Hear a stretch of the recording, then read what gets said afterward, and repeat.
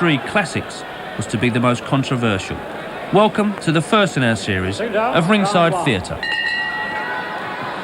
Kevin Finnigan in the white shorts knows exactly what he has to do tonight. He said before this fight, "I'm fighting to stay in the game. I have to win. I believe I can." But if he doesn't win tonight, then the prospects for Finnigan are bleak indeed. Here's a man who once was British and then European middleweight champion.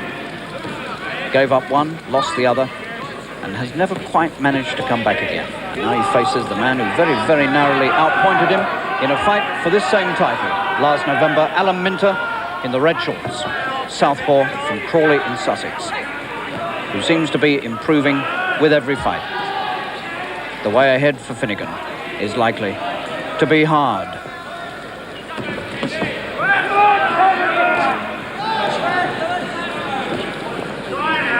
£8,000 it's cost to bring these two together for this return fight.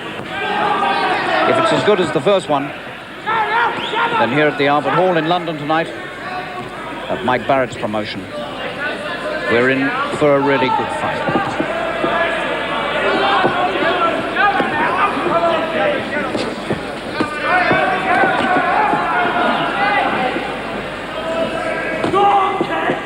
The last fight went 15 rounds. There was nothing in it coming up for the 15th, and Minter stole it because he had the better stamina and the more determination in the 15th round.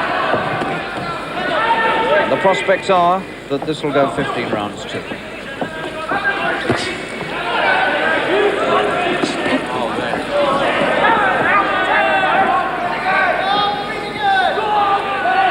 Freddie Hill, the manager of Finnigan, on the right, promised that this time Finnigan would come fighting from the first bell. Well, it hasn't quite proved to be that so far. I don't think Finnigan's that sort of fighter anyway. He's a technically correct sort of boxer. He'll pick and pierce his way to victory if he's going to get it. But he might have to go a long, long way. Minter looks cool and confident. Champion with a champion's look about him.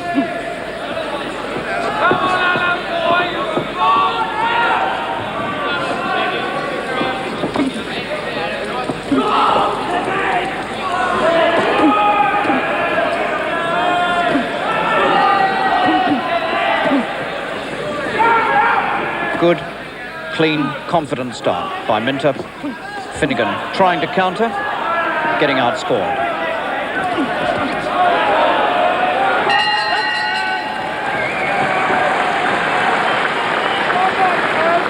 Well, that will be a satisfactory opening for the Minter camp.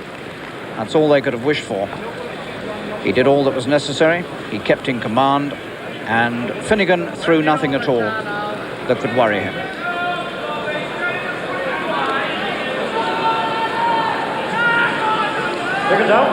Round 2. So a quiet start by Finnigan in the white shorts, Kevin Finnigan. Now the only remaining member of the famous pair of fighting brothers, Chris and Kevin. Chris, of course, now retired, having to quit the game with a bad eye injury some 6 or 7 months ago. Here tonight, Chris watching his brother trying to win back his old British title.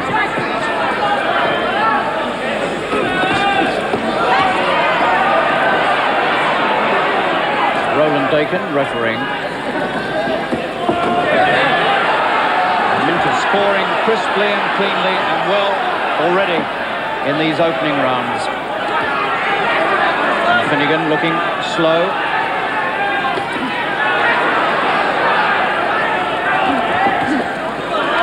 Kevin's never looked quite the same since he had his jaw broken in a fight at Wembley by a German called Frank Riker. Kevin won that fight, but he had to fight the last few rounds with a broken jaw, and he really has never looked quite the same again. It was just under 2 years ago.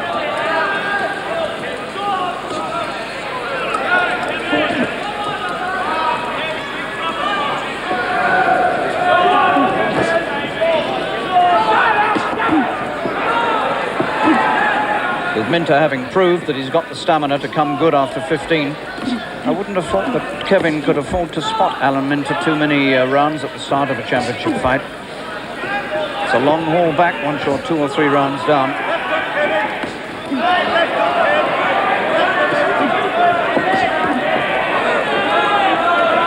Finnigan's left hand beginning to come into play a little more. Both men vulnerable around the eyes.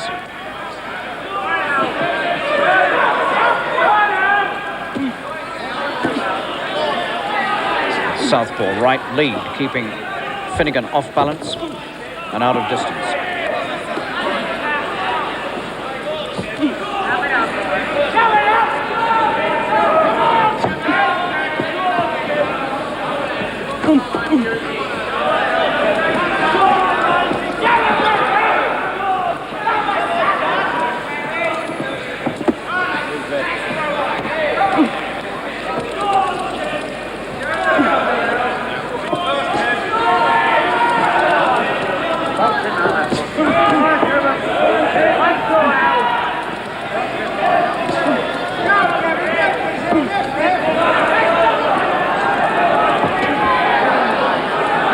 It's been a neat and competent round for the champion, Minter, coming forward all the time and scoring all the time.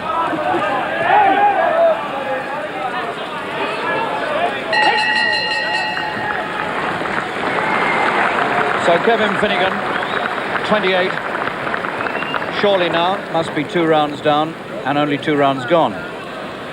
So now he's got to win 3 rounds just to get himself ahead, and that's going to take some doing. Seconds out, round 3.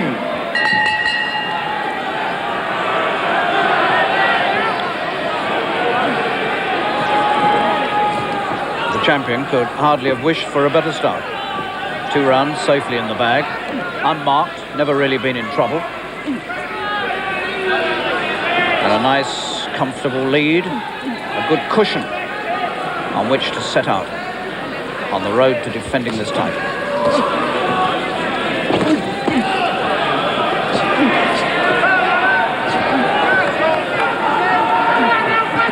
The great danger for Minter will be if his eyes go.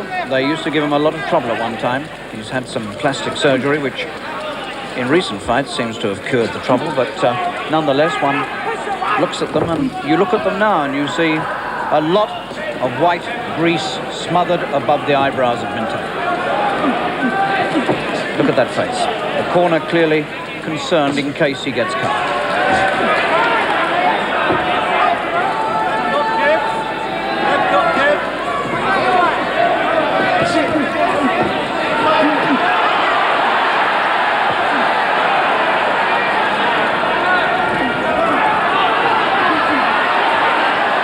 Finnigan can't get out of the way of these punches.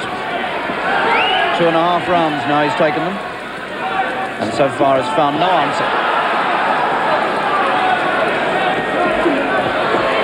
I think Finnigan's in real trouble, even this early.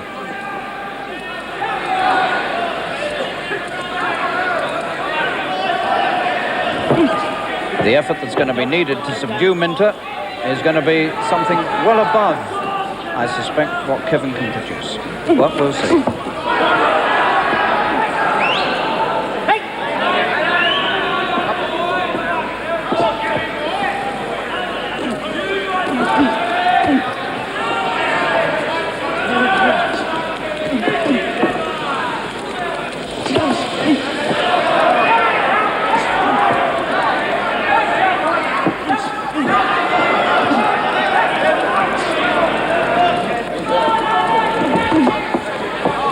Much more authority about Minter's punching than there is about Finnigan's.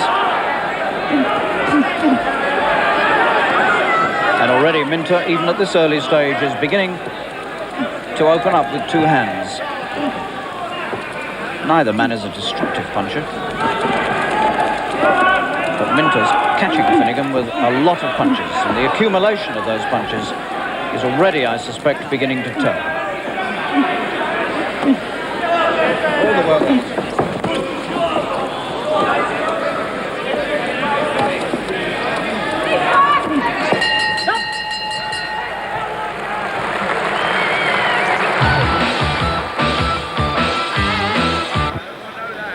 Seconds out.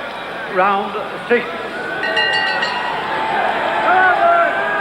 1/3 of the way through this British middleweight championship fight. Minter on the left, defending the title that he won against Finnigan just under a year ago, in as close a fight as you could have, apart from a draw.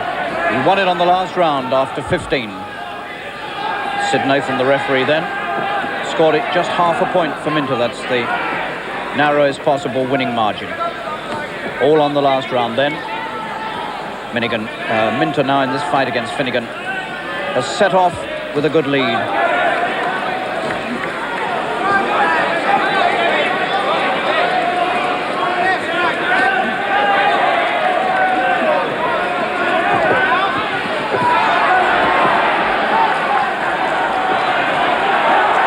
There's the right again from Finnigan.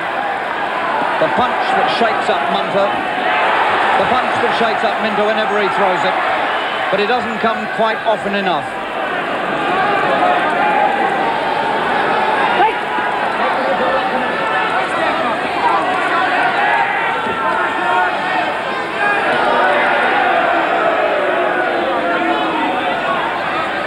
Minter still comes forward.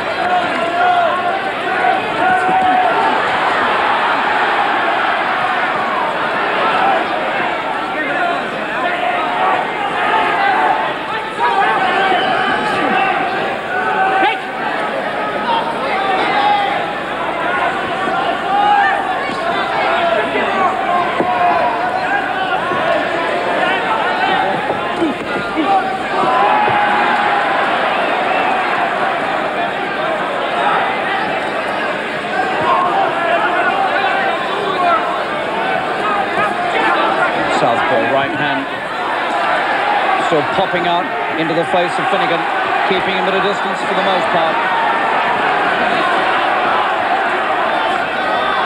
And although the rounds are a little closer than they were before, it's still Minter who keeps in command steadily, coolly.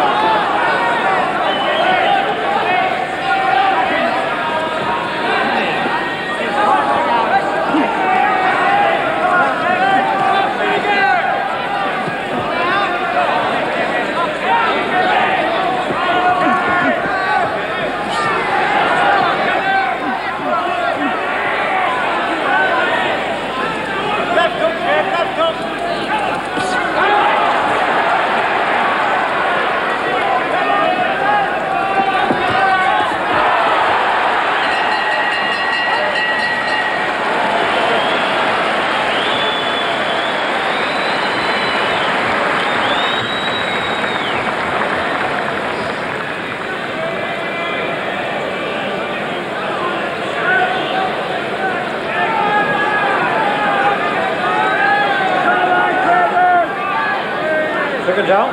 Round 7. Well, with 6 rounds over, Minter on my card has got a very comfortable lead. He's done most of the work, always kept in command. He's had his odd disturbed moments when Finnigan's fired the right hand, but the right hand hasn't really been fired often enough to make any difference. Minter's made most of the running, and that southpaw style has kept the challenger at bay for the most part. Finnigan in the white shorts has it all to do. It's all uphill.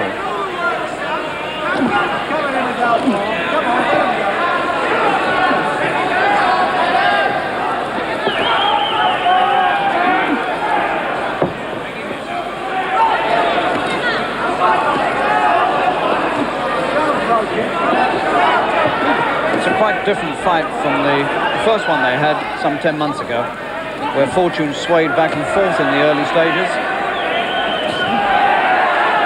And it was so close that coming up to the 15th, you couldn't pick between them. And at the moment, it doesn't look like being that way, unless Finnigan makes a really big effort now in these succeeding rounds.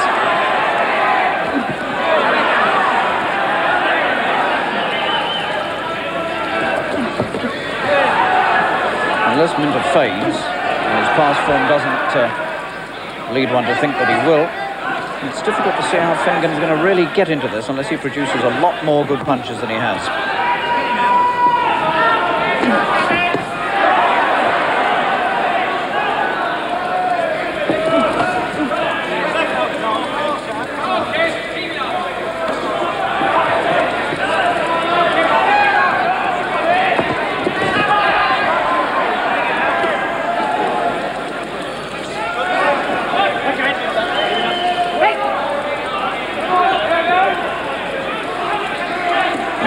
Just half a pound heavier, 11.5 1/4, 3/4 of a pound inside the middleweight limit. Looks the stronger man. When you look at him and compare them, he looks the bigger and stronger man.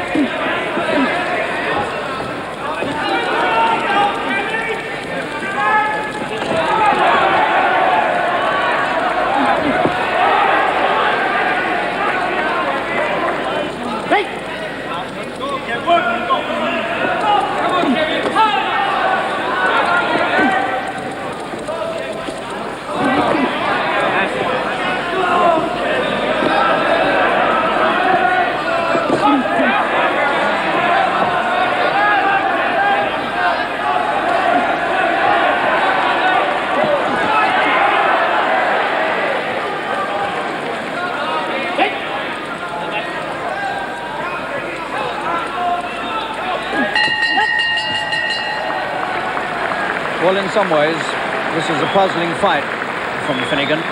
His trainer, Freddie Hill, standing in front of him there, said this is likely to be another 15-rounder, but like the last one. But this time, Kevin will be in there from the start throwing punches. He's altogether fitter and more determined. In fact, Finnigan is fighting very cautiously, not putting many punches together, not throwing too many, hasn't done from the first bell, and consequently has left himself with an awful lot to do if he's going to win this. Second down, round 9.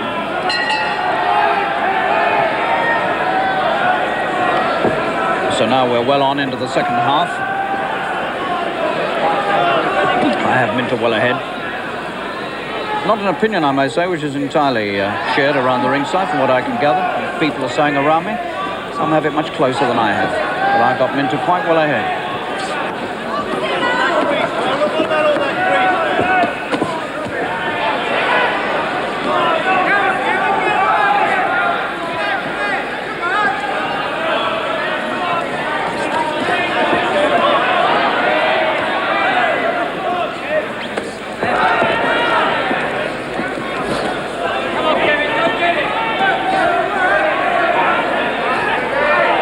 Certainly true to say that for the last 2 rounds, the champion has not been the same dominating figure that he was earlier on, and he certainly isn't now because Finnigan has opened up on him, and Minter's in real trouble. And Finnigan sees his chance. They maul each other to the floor. Minter's gum shield is on the floor and has been for 30 seconds. Finnigan is going for the title with the chance there. Minter hanging on grimly. And he gets violent and rough. And it's crucial for both men. Round 9. The heads rubbing and cracking. And Finnigan's left eye is cut. One explosive round that has changed the whole complexion of the fight. Finnigan's left eye bleeding.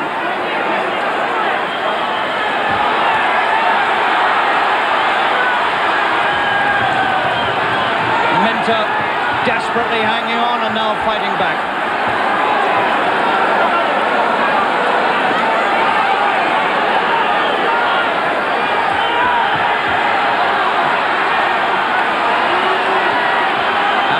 Appears to have come through it and settled down. Finnigan has thrown a lot of punches, used a lot of energy, has got himself cut, and finds Minter still standing up there in front of him.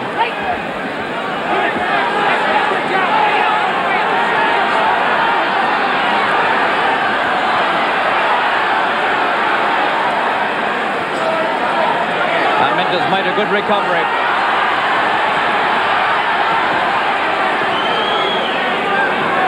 The title almost slipped from his grasp.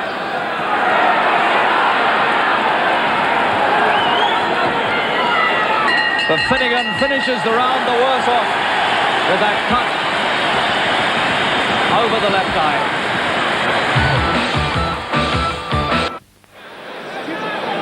For a few seconds there, the whole action was explosive and dramatic, and for Minter, it was desperate. He was rocked, he was battered around, and it took him a full minute and a half to weather it and come through and come fighting back. 10. Round 10. So this championship, which wended its quiet way through 8 rounds, with Minter carefully plodding his way along to a points lead, suddenly flared into action. How much has Finnigan got left now? How much can he afford to open up with that injury over his left eye? How much did it all take out of Minter? All the questions thrown wide open by those 3 minutes of the 9th round.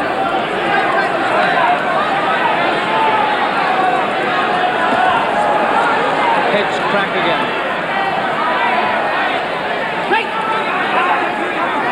Minter looks anxiously towards his corner. Round 10.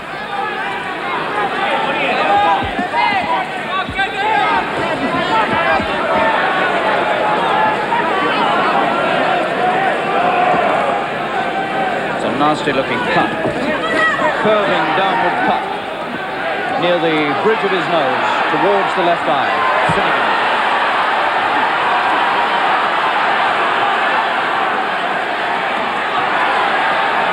And there's blood on the right-hand side of Finnigan's face as well. I don't know where that's coming from, whether it's from the original injury or whether he's got another one, I'm not sure.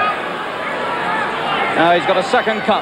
Finnigan has got another cut now, this time over the right eye. Round 10. And so, at the moment when his greatest chance has come, he seems to pick up injury after injury.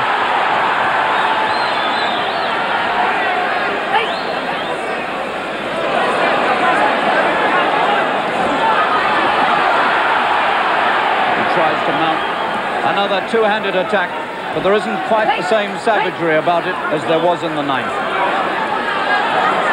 And his face is smeared with blood. And Minter once again looks almost arrogantly confident as he sees the blood streaming down both sides of the challenger's face.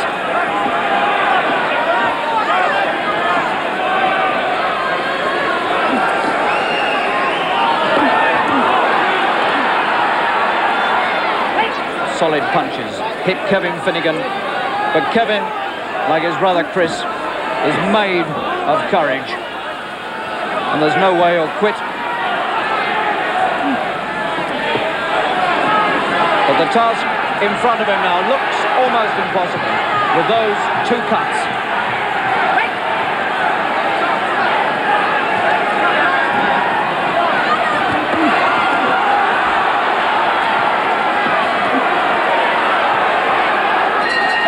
Finnigan makes another great effort towards the end of that 10th round. But when he goes back to the corner, all he has to show the men there are 2 cuts, and they're both bad. And now the Albert Hall, which seems to be packed with Finnigan supporters, roaring for their man to come and get Minter if he can.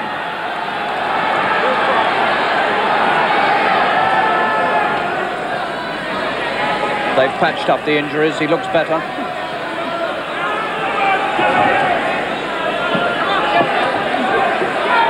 Minter's face is smeared with grease too, but he's not cut.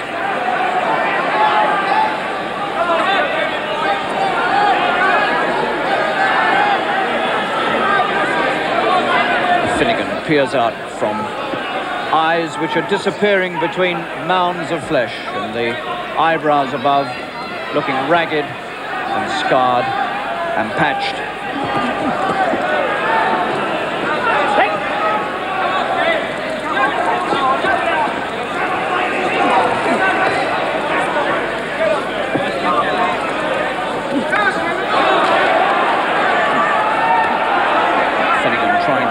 way past the stabbing ramrod of a right hand. But Minter's been poking at him now for 10.5 rounds. And the eyes begin very gently to bleed again.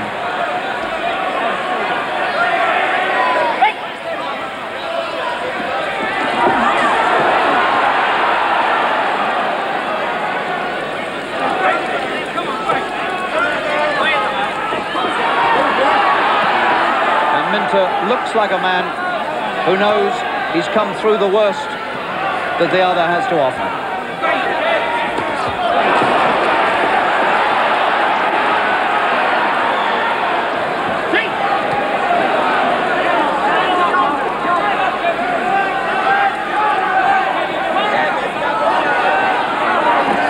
Oh, good right down from Finnigan.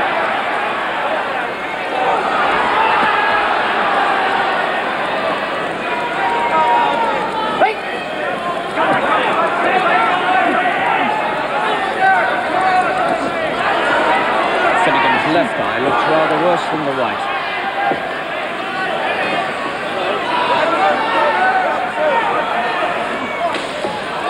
Pushed over. Finnigan wipes the blood away from the right eye.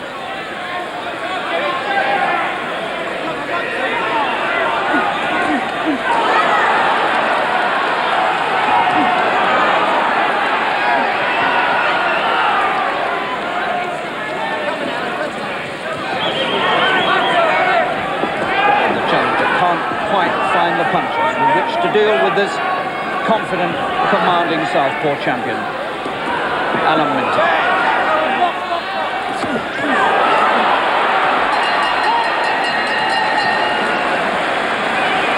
Another good effort at the finish by Kevin, but it's never quite enough.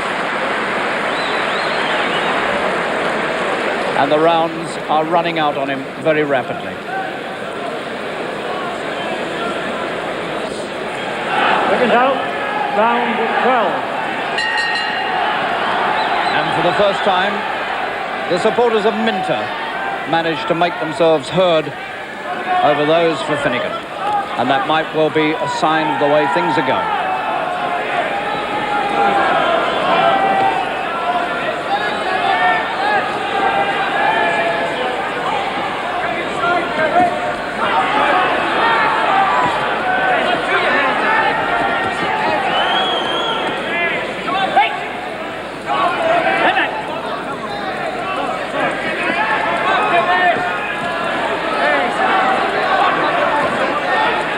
Only twice has Kevin Finnigan lost inside the distance, both times with cuts.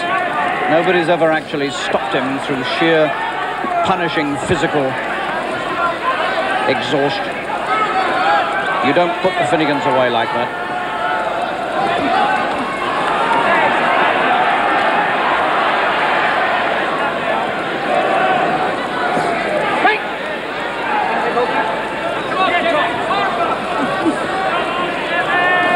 Finnigan bleeding again.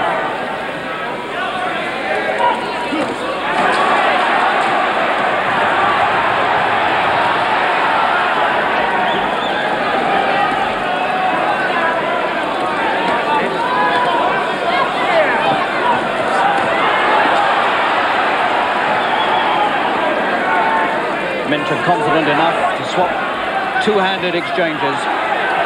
Looking puffy under the right eye, Minter. Marked under the left, otherwise in no real trouble facially, unlike Finnigan.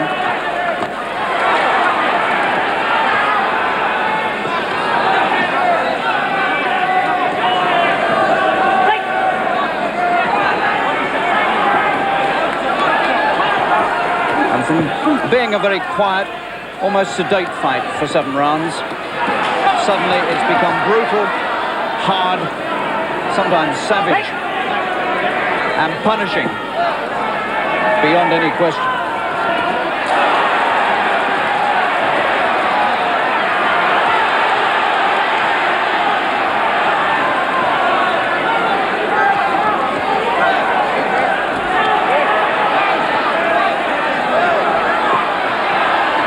And Finnigan's left eye suddenly streams blood even more badly than before.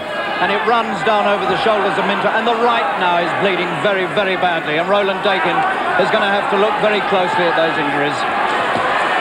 The blood is pouring down Finnigan's face towards the end of the 13th round. 10 seconds to go. Dakin looks at him, allows him to go on, and Finnigan's got a third cut now underneath the left eye. He's in a very bad way.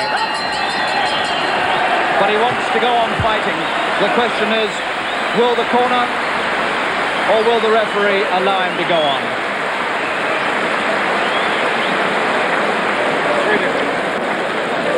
Three rounds left. And Roland Dakin, the referee, is coming to have a close look.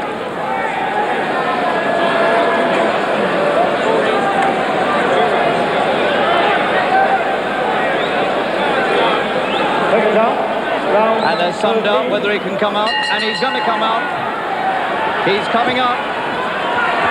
So on the fight goes. A marvellous fight, just like the first, although it's not nearly as close as the first because Minter is a long way ahead now. And it's a desperate stand now by Finnigan.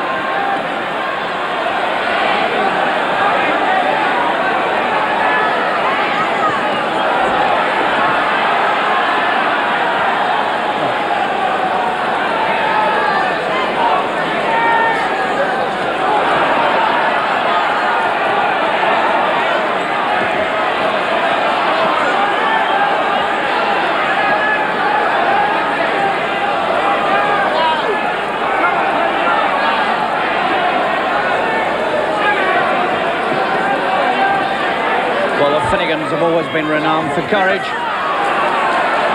and Kevin keeping that family reputation flying high tonight in the Albert Hall. A lot of men would have quit before this with those injuries. He can't be seeing very well, the blood's pouring down into both eyes.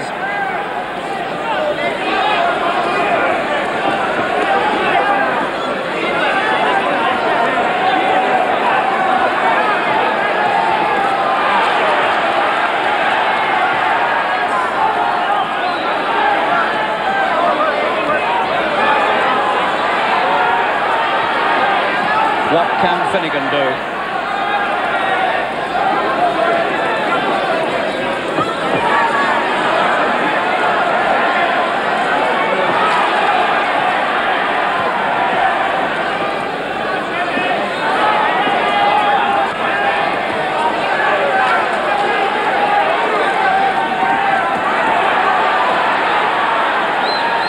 And when those two-fisted exchanges come, it always seems to be Minter who comes through them stronger and always finishes just that little bit on top.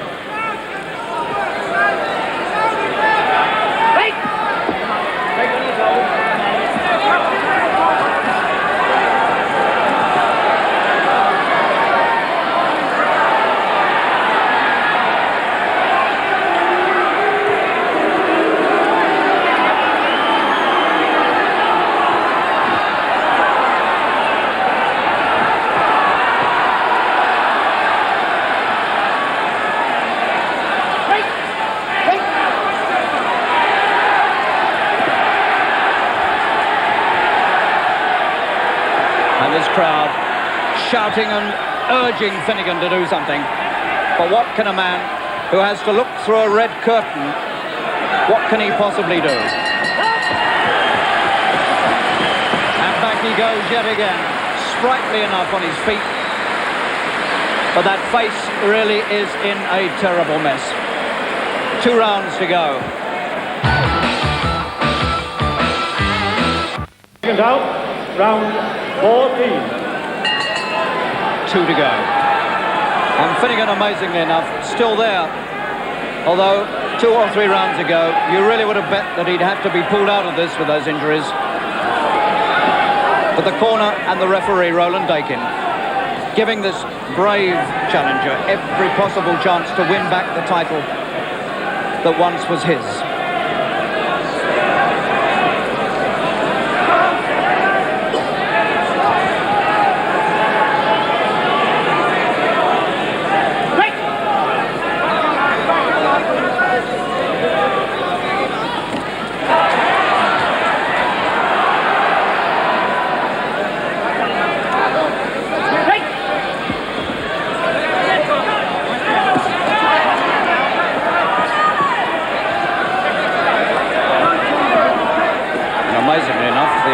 Finnigan corner, Freddie Hill and co. have managed to stop the bleeding.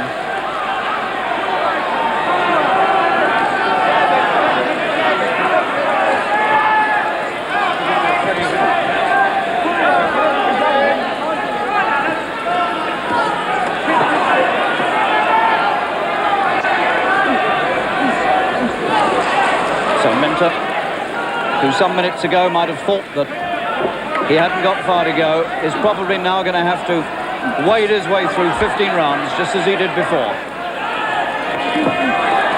Against his one remaining member in the ring of the Fighting Finnigans.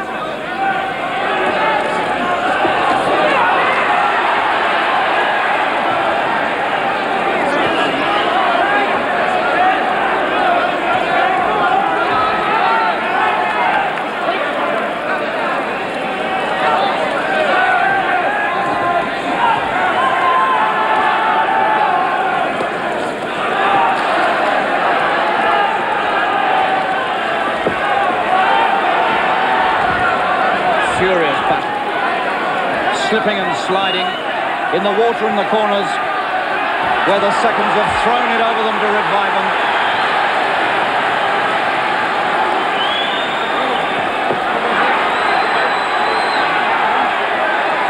Finnigan drawing on untold reserves of stamina and courage and effort.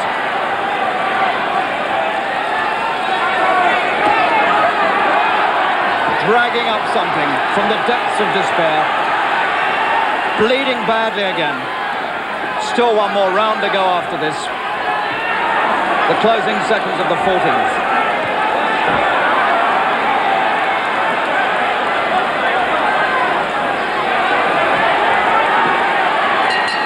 Unbelievably courageous fight by Finnigan. Drawing huge roars of applause from this packed Royal Albert Hall.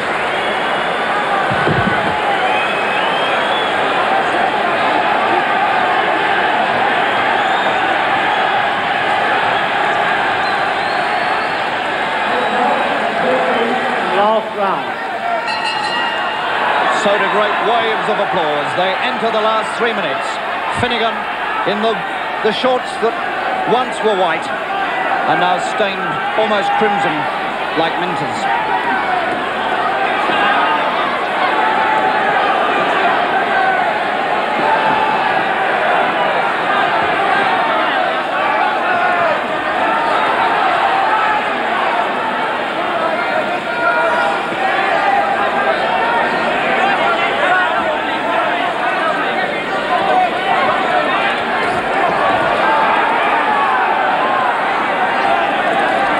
Remembers back 10 months to their last fight, and one remembers that the stamina lay with Minter at the finish, and that was how he won it last time.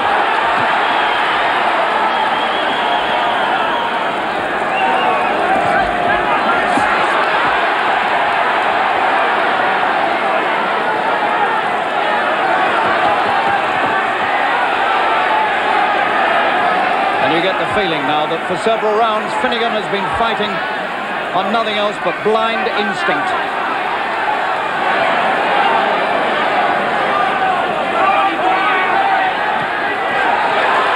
And he's hurt Minter again with the right hand. In the last round he's hurt him again.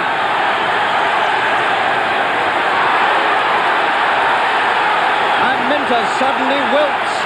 The pressure has got to him. And he hangs on and over Finnigan. And suddenly Minter hardly knows where he is. And at the very death, Finnigan threatens to pull it out. Just over a minute to go, and suddenly Finnigan might even yet win it. Can you believe that?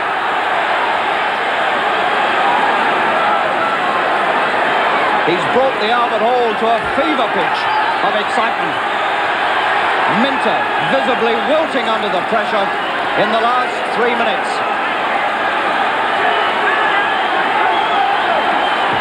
And unbelievably, Finnigan even now might just stop his man.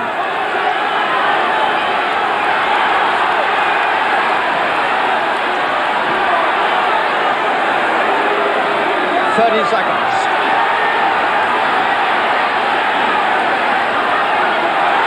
He's got him again. Minter blinks, not really knowing what's happened to him.